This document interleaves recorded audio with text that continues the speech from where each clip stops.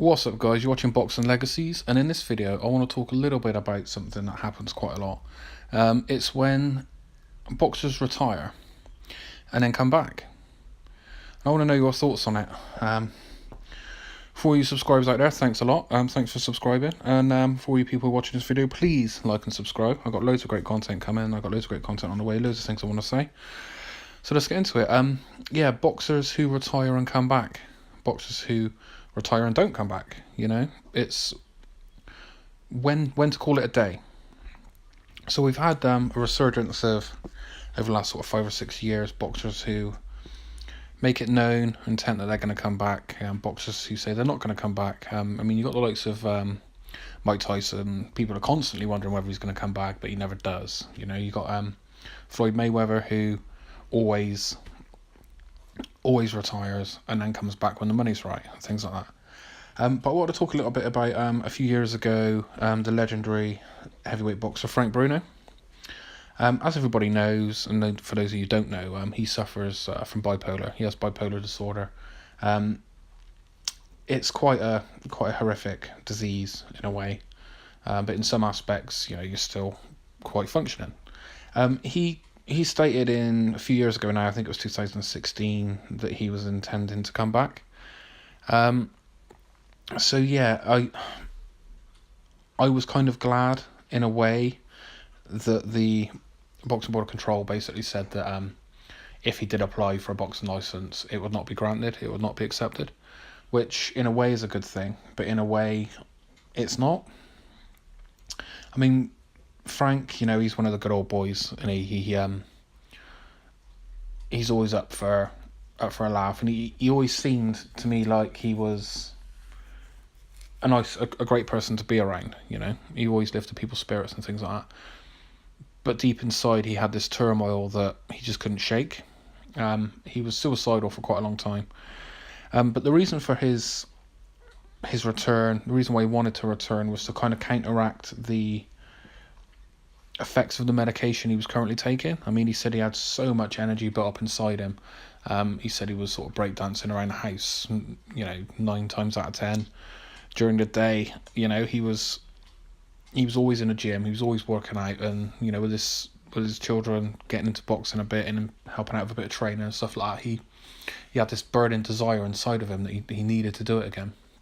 I don't know whether it was money motivation or whether it was simply because, like he said, he had all this built up energy and he just wanted to expend some of it and get some relief from all this tension that he was currently experiencing. You know, whether or not he could have still cut it in a ring, obviously they wouldn't have put him in high level professional, you know, fights. It probably would have been lower level stuff, just to sort of just to get him doing it again, you know. And a couple of points on the matter is, I personally feel that for the greater good, they should not have accepted his application, which they didn't, which and rightly so. Just because of his health reasons and things like that. But on the other side, you know, if he feels he can do it, if he feels that he still had the mentality for it and the love for it, and he was still physically fit enough to a certain point, you know, pending an evaluation by doctors, if they felt that he could do it to a certain point, then why not? You know, why not let him? Obviously, it probably would have only been for a year or so. And if it was lower level stuff, you know, like smaller audiences, smaller halls, you know, not on the large scale that he was boxing at previous, then I don't see what the harm would have been. If doctors gave him the go ahead, obviously. You know, but to say that, I don't know whether they declined it because of his mental health or because of his age.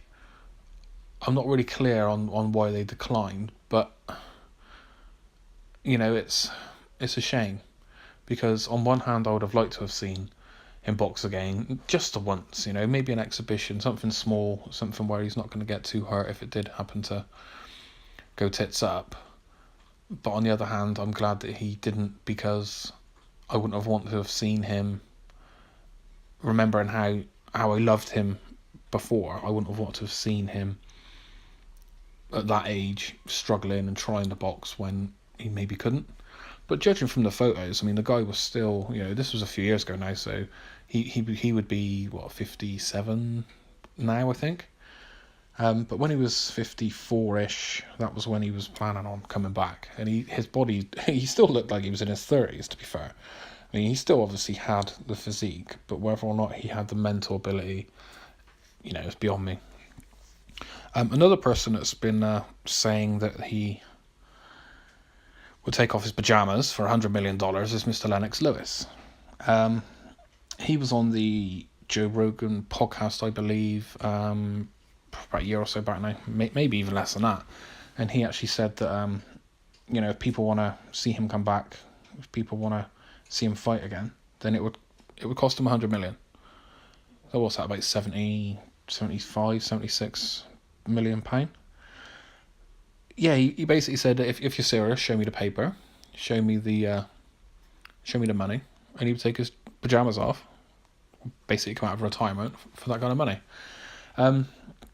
My views on that is, I'm slowly not keen on Lennox Lewis at the moment, purely for the fact that he's, with all the Deontay Wilder, Anthony Joshua, arguments that go on quite frequently between the pair of them, who's ducking who's signing contracts, who's not signing contracts, who's sending it, all that. It's just getting ridiculous now. But Lennox Lewis seems to sort of back Deontay Wilder more, in my opinion. So yeah, I'm not 100% keen on him at the moment anyway.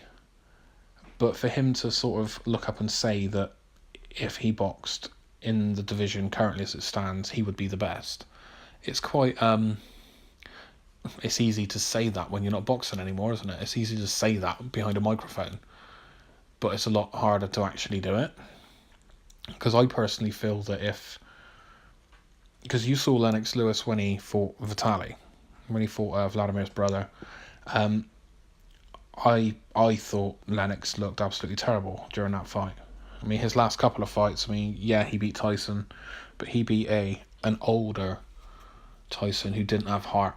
You could tell from that fight, and then when he fought Danny Williams, and then McBride, he just didn't have the heart anymore. That's the Tyson that Lennox Lewis beat. And then when he went in against Vitali, it was quite clear that, people might agree with me, but it was quite clear to me that Lewis was on the decline during that fight, because he was getting bashed up a bit.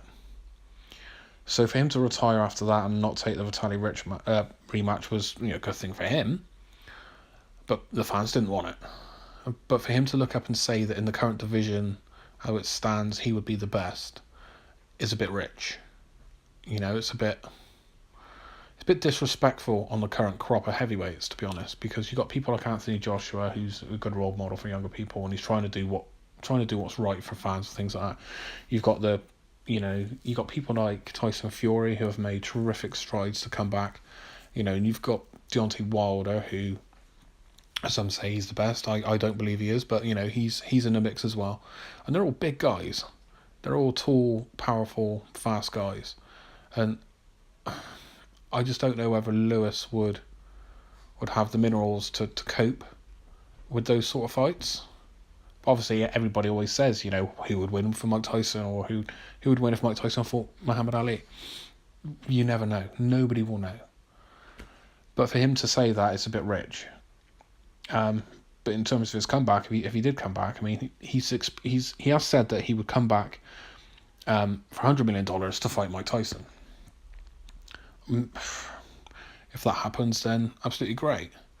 But I would want it to be a competitive performance. I wouldn't want it to be like an exhibition showboating performance like he was planning with Vitali for a rematch. I'd want it to be competitive. I'd want it to actually, be a proper fight. But you don't see him looking up and saying he would come back for 100 million to fight, say, Anthony Joshua or Deontay Wilder. He wouldn't fight Deontay Wilder anyway, because they're best buds. But you don't see him saying he'd come out of retirement for those guys. But to come out of retirement to fight Mike Tyson, when it's quite clear that Mike Tyson's happy happy not boxing now, you know? Anyway, guys, let me know what you think. Do you think boxers who want to come out of retirement, or boxers who do come out of retirement, because sometimes it works well, sometimes it doesn't. I mean, you had Ricky Hatton had a lot of time out, came back, and he didn't do so well. You know, you got James Jr. who retired and come back, and but then you got success stories like George Foreman, who comes out of retirement and he ends up winning the heavyweight championship of the world. So sometimes it does work. A lot of the times it doesn't. Let me know what you think. Do you think people like Bruno and Lewis, who've had their day and want to come back, do you think they should be given that chance, or do you think they should stay in retirement and just be grateful that they're still alive and be grateful for what they've done for the sport? Like and subscribe, guys. Keep my channel. Give me some support for my channel, and I'll see you on the next video.